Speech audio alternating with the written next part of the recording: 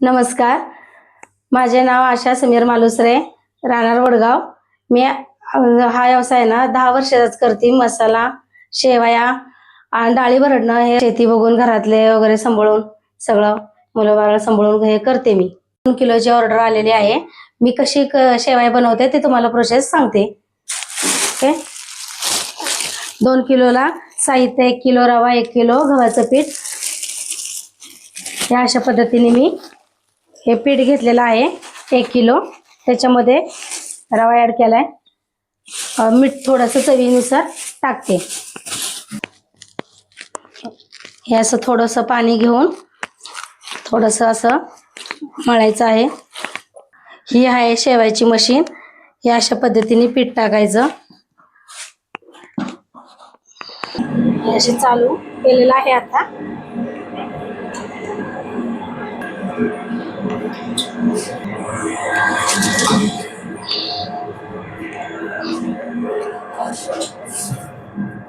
माझ्या धंद्यात तसा परिणाम शेवायला नाहीये.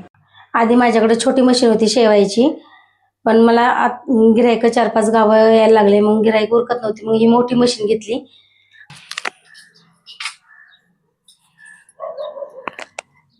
ह्या शेवया मी मग विकते, 85 ने विकते. पण रव्याचे रेट जसे असतील तसे कमी जास्त होतात तसे मी घेते.